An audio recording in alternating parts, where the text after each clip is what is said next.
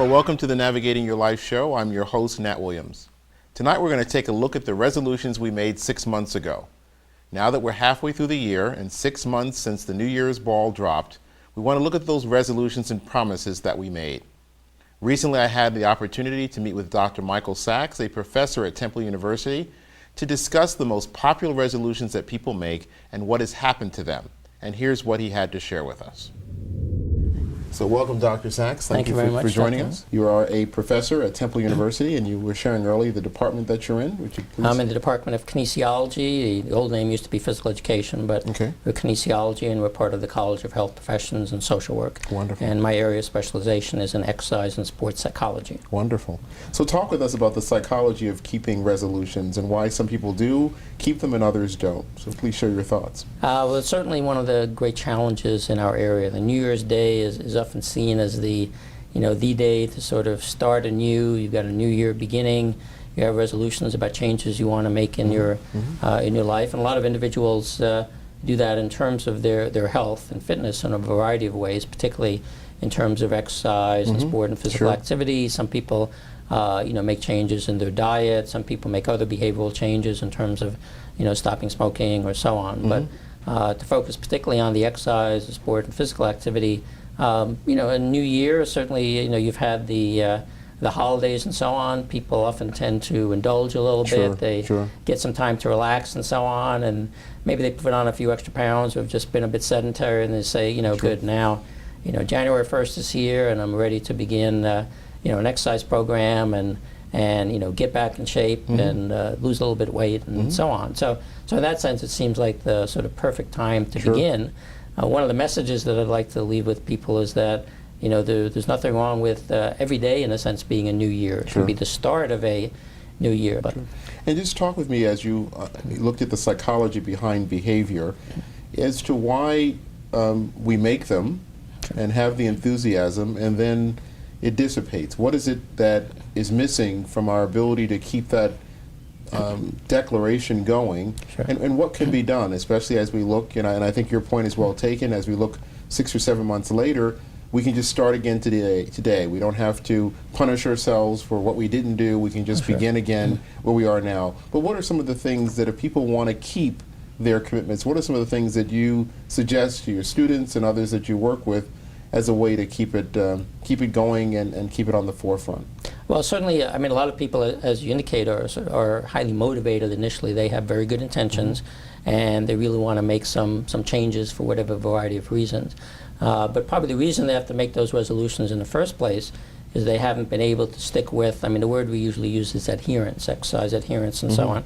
And they haven't been able to stick with this in the past, so they have to make these resolutions with good intentions to continue going along. But whatever barriers that we call them, they're usually called barriers, were there before, will usually crop up again. We often use the idea of making excuses for not participating. The main one that most people come up with is not enough time. That people have busy lives, and they find that fitting exercise into their schedule becomes a little bit more of a challenge. There are a whole variety of things. Maybe they don't have the right activity, and they get bored very easily. They get embarrassed. They don't see the kind of results as quickly as they had expected they would want to.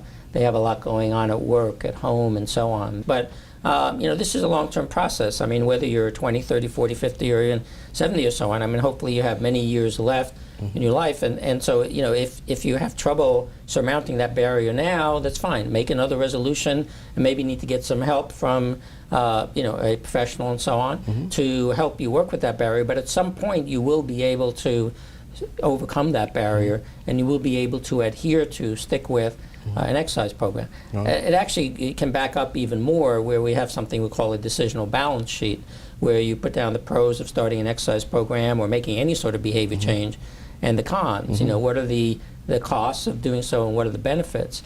And we want to make sure initially that the benefits, that the pros outweigh the cons. So if you're really motivated, if you're really committed to making this change, then you're in business. And I think you bring up a very good point about looking at the benefit or the cost, and really trying to do it as somewhat of a math equation, and really making sure things add up for you, and that when you start something, that it's going to have the interest, long term. And again, sometimes we do things, we have the interest for a couple of days or a couple of months, but we really don't think about, and what I try to share with people is to begin with the end in sight. So really think about the other side and what's really going to keep you going, 400 days into this or 40 days into it. So that, I think that's an important part. And I'm sure you would agree that that's important, is to think it all the way through, not just the beginning, but really think about where you want to be and how you're going to get there. Oh, absolutely. Well, we talk about short-term, intermediate, and long-term goals. So having that sort of long-term goal, which might be a certain way that you want to look, maybe a picture of yourself in a swimsuit a few years ago and want to lose a little bit of weight, or maybe a race that you want to run, a local marathon perhaps. Sure. Find the right activity, find something you like to do, maybe have a long-term goal. If there's some competition, fine. If not, just to continue to participate, and it just starts. If you are somebody who wants to run a longer distance like a marathon, it starts with walking around the block, and that's perfectly fine. If it takes you couple of years to get to the marathon, that's fine. But the important thing, as you said very nicely, is just you got to start someplace and just start with that manageable level of physical activity initially. Enjoy the benefits you get from it, and then stick with it. Good. So we're going to wrap up today's show, and we want to thank you so much, Doc, for spending time with us today and giving us some insights about being able to take our resolutions and really walk with them further than we may have before. So thank you so much. Thanks very much for having me. Thank you, Doc. Take care. We want to extend our thank you to Dr. Michael Sachs for speaking with us. We're going to take a short break now, and when we come back, we'll be joined by a counselor and a college student to further our conversation about resolutions and what has happened to them. So please stay with us.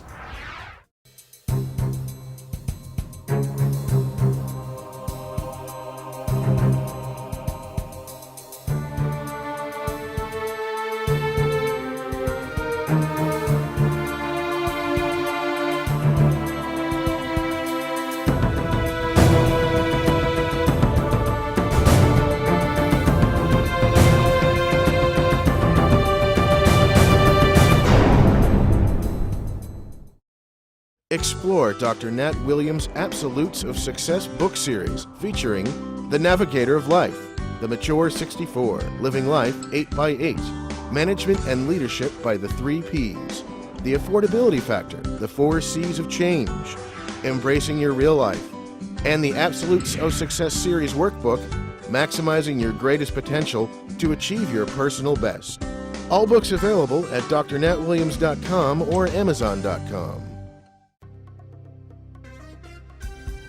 Kenny Otto, age 9, enjoys making people laugh.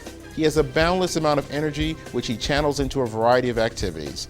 He's very competitive. He delights in testing his skill at video games. When outdoors, he likes joining his friends in neighborhood football or basketball games.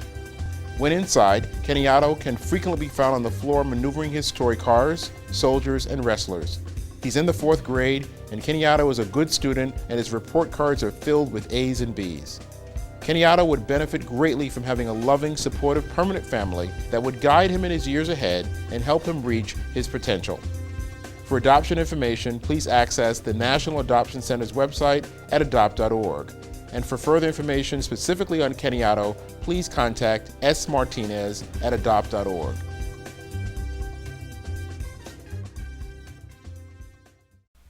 Well, welcome back to the Navigating Your Life show. Today with us in studio, we have Diane Adams with the Alliance Counseling Center and a college student from Lafayette College, Melanie Shore. So welcome, Diane, and welcome, Melanie. Thank you. Good. So we're going to continue our conversation about resolutions and looking at them 6 months later. So Diane, we're going to start with you as the professional. Okay. Why is it that we want to make these promises and commitments at the beginning of the year? And also, why is it so hard sometimes for us to keep them? Well, people make New Year's resolutions, and some people make it as wishful thinking, and other people make it a commitment to make some change in their life because they recognize that something in their life they need to change. So for example, some common New Year's resolutions may be to lose weight, it may be to stop smoking, something along those lines.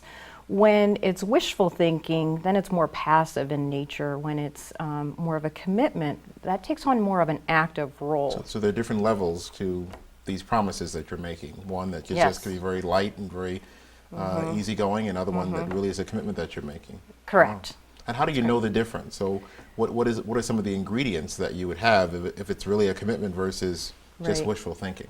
Well, one of the things that I feel is important when you're making a commitment is to have some goals. I look at it as goals.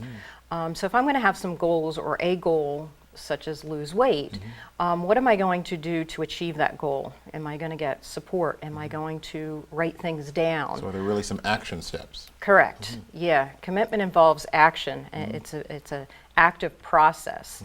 And part of that process is involving that change may be that you fell off the wagon. You know, I ate a hamburger. So do we go back, or do we just continue to fall into our hold old... on a second. Are you telling me eating a hamburger means you're falling off the wagon? No, if you're trying to lose weight. McDonald's would be very, very upset. But continue. I get Well, your something in a high calorie content, Sure. I was using that as Sure, an example, Sure. Wow. as opposed to trying to eat, you know, lower fatty foods. And isn't it about the choices you make every single day? And a lot of times people want to look at this expansive period, but it's the first step you take, and the second step, and the third step. And if you can start, you know, paying attention to those instead of this larger goal, maybe you'll be able to attain that resolution. Wow. Absolutely. Wow. I tell many of my clients it's about the baby steps that they take. It's those small action Sure. steps that lead you to the goal. Wow. Very good. And the steps toward that hamburger are ones that you really probably don't want to make if you're trying to lose some weight. Wow. And then you just pull yourself back up Sure. and you move know. on. And, Yeah. and I think that's a very good point about forgiving yourself. So let's say you had that hamburger. Absolutely. Okay, now you've done it. You need to move on because Yeah. you're now given an opportunity to get it right. That's right. Wow. Yeah. So let's talk to Melanie, who's a lot younger than both you and I, and hopefully is getting it right a lot earlier in life. So Melanie, you made some resolutions, I'm sure. How has that process gone for you? Well, one of the resolutions I chose to make was to work out more, which again is probably a generic resolution that a lot of people make.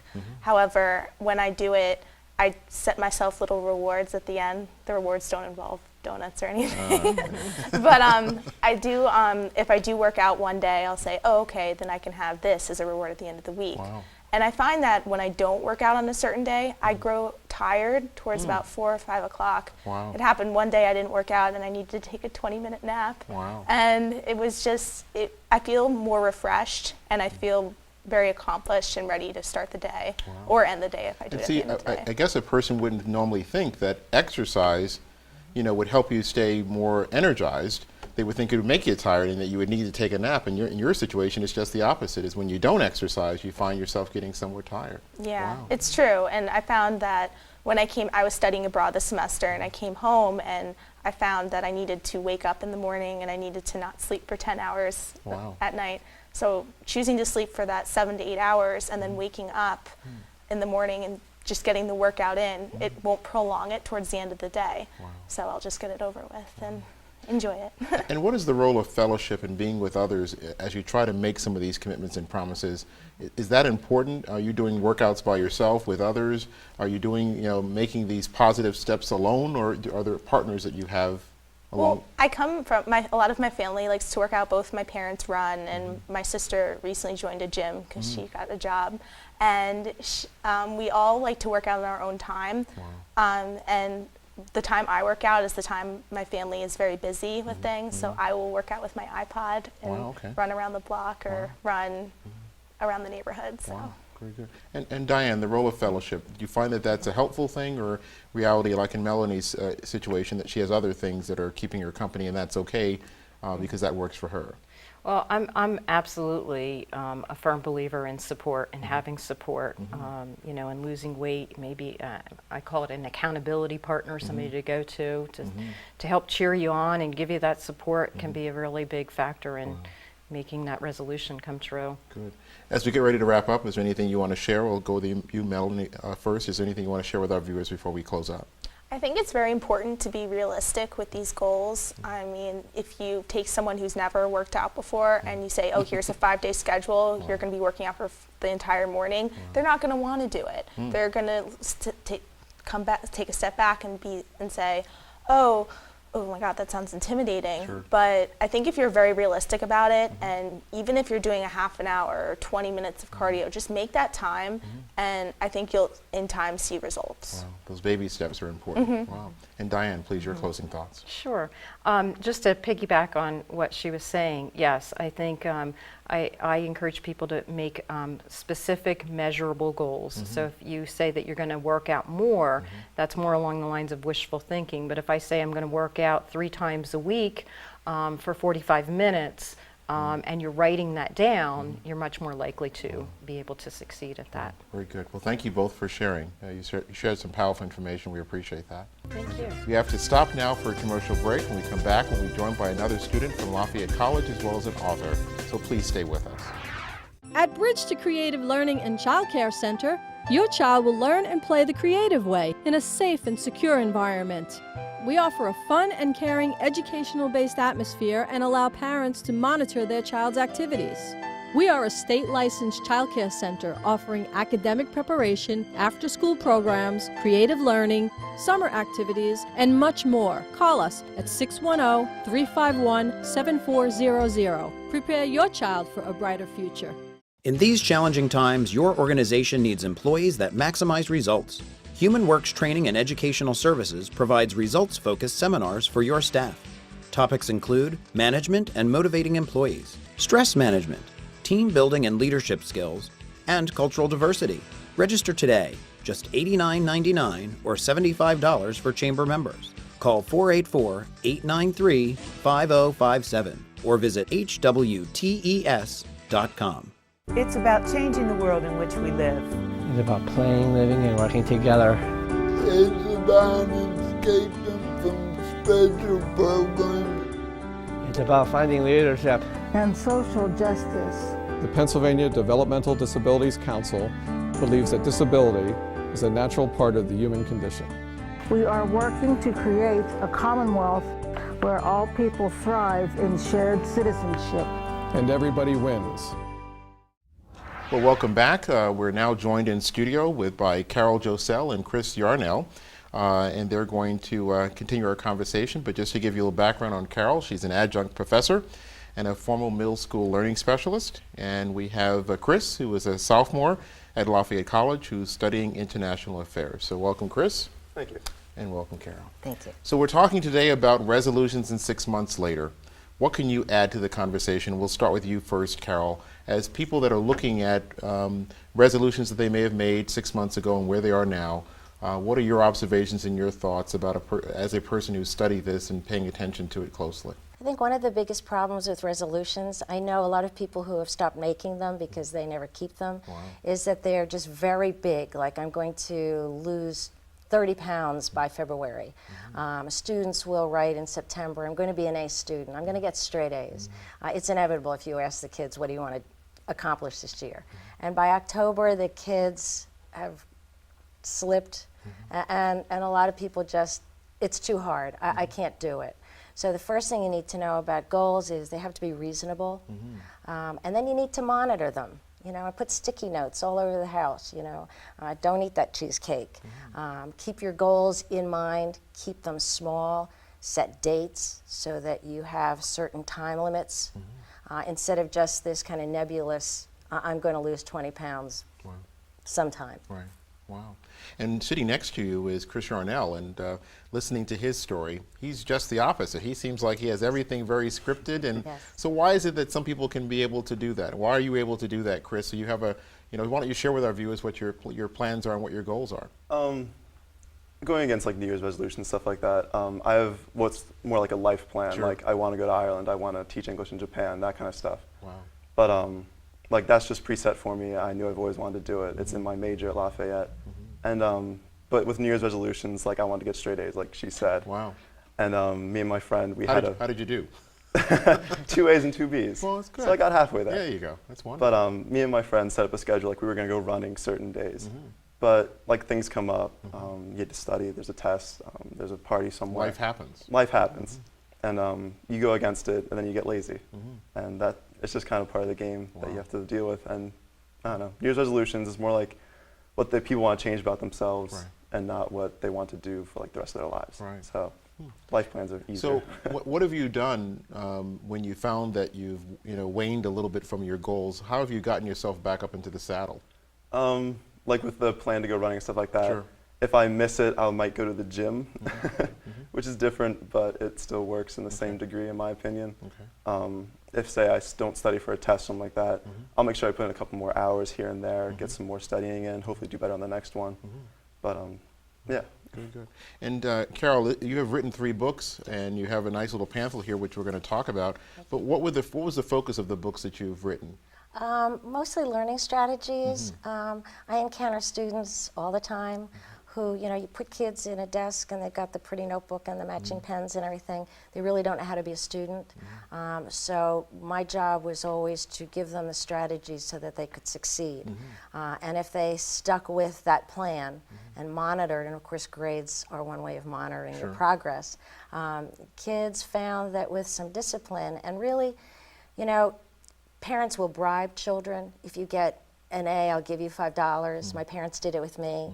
I got the $5. But look at you now. Yeah, if only they could see That was me a now. good $5. But as soon as that, then I got the next term, I got A's, and I put my hand out, and I said, "Where's the money?" And they said, "Oh, now you've proven that you can get an A, no more money." So I took the low road and said, "Then I'm done." Wow. Because I was not self-motivated.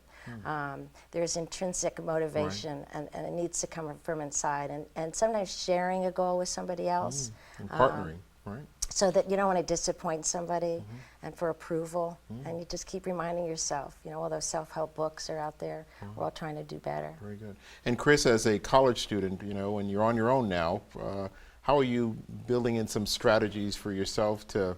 You said you just finished your freshman year, and that could be a real interesting year, to say the least. Being away from the parents, you would be constantly with the parents in high school, pressuring you, study this, study that.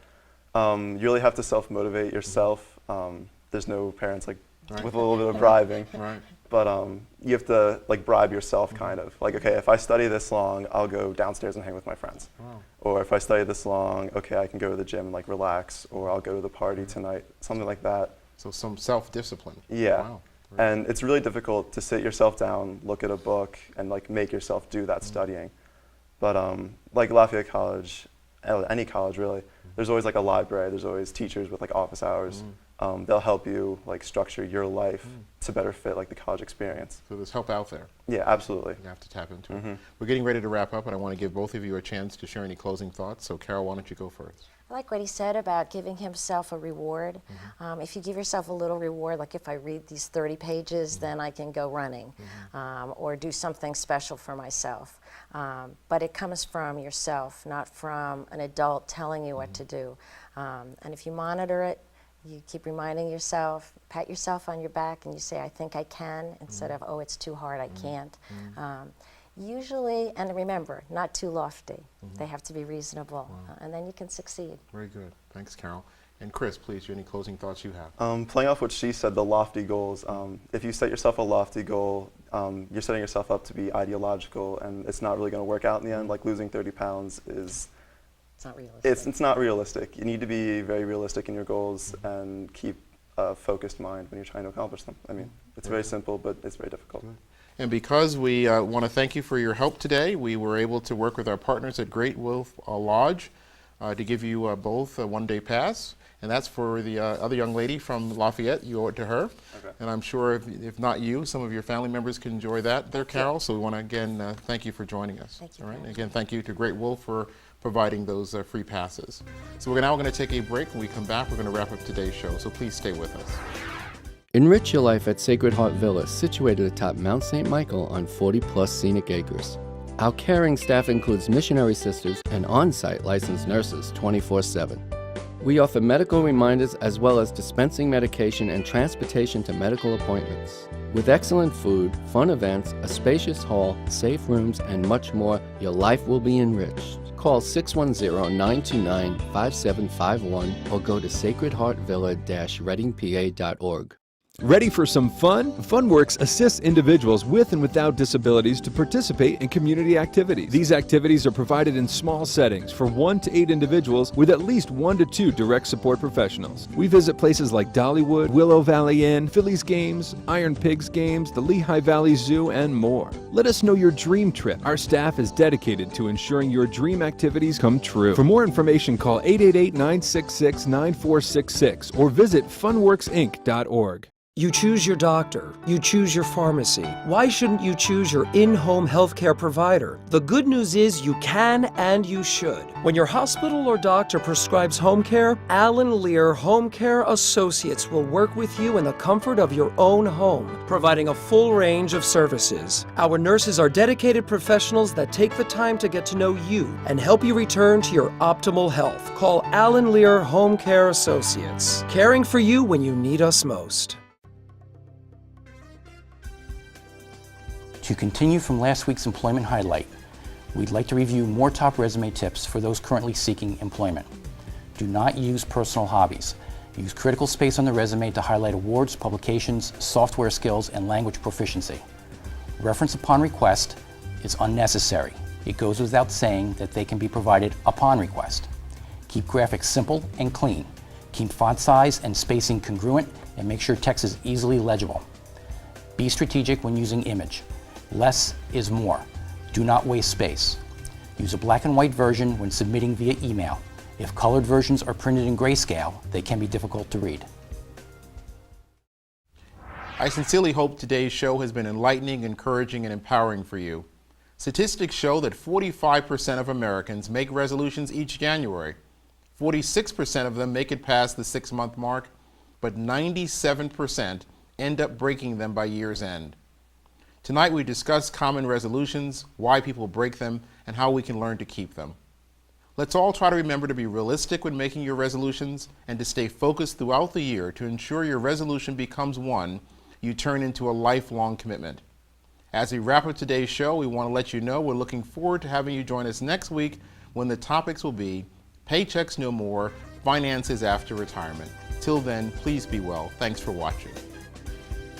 A list of resources related to today's show is available on our website, which is navigatingyourlifeshow.com. On this site, there is a connection to our Facebook and Twitter pages and to our blog. While you are there, you can also email your comments on today's show or share ideas for future shows.